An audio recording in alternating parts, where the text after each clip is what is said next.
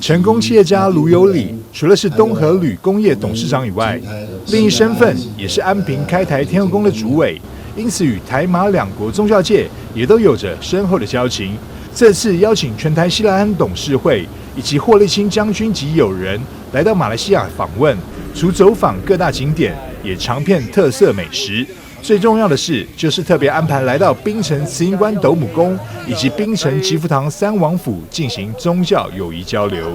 非常高兴这一次能够参与我们全台西来安曾董事长的邀请我们能够安平天后宫能够跟那个曾董事长一起来参访我们。马来西亚跟拿督陈仁彬有特别关系的两间宫庙感觉到非常荣幸，因为我们对于这个宗教信仰有一个深层的认识所以我相信每一个人都在这个信仰之中慢慢的长成能够成就一番事业。很荣幸。来到我们这个慈英观九母宫九皇大帝来参加这个国际有一个交流，因为我们这个拿督呢，仁彬兄在我们台湾这边的心目中是一个非常尊敬的好朋友，也是好兄弟。我们呢，因为基于我们以前时常到我们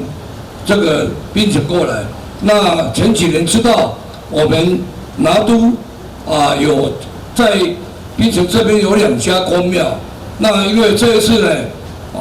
这一次我们决定说来这里参访的话，一定要到我们这2家宫庙。这2间宫庙的主席陈仁彬不但也是台南人，而且在事业成功的同时，更大力做公益。常年关怀弱势，也协助政府防疫，伟大的贡献让他在4年前获得马来西亚政府授予拿督的荣誉。这次看到这么多老朋友来访，拿督陈仁彬展现出无比的热情与欢迎。全台西来安所有的那个理事跟我们的四海同心会的兄弟姐妹来槟城玩，我们在槟城非常欢迎他们。很欢迎我们所有来自台湾的嘉宾们，谢谢你们今天的到来。全台西来安参访团由董事长曾正义率队，协同名誉董事长萧志光、赖自强、副董陈美琪、林子云、董事吴雅玲、楚延平等贵宾，在马来西亚进行7天的访问行程。对于能够透过宗教交流促进双边的友谊，也让参与访问的朋友都感到非常荣幸。陈仁彬呢嘛是阮台南人，伊来马来西亚呢槟城奋斗非常成功，而且呢对这个国家社会奉献真大，所以被封为拿督这届感谢伊这个甲阮接待这个宫庙的这个交流会当遮顺遂。这届咱台湾甲马来西亚拿督陈仁彬拿督。另外能跟宫庙文化的交流，过程真顺遂。再次嘛，感谢阮张董事长带领，以及咱这当地拿督，陈仁彬拿督的交代。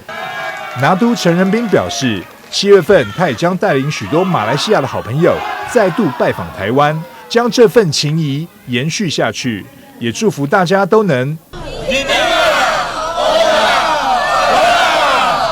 中嘉新闻张秀维在槟城的采访报道。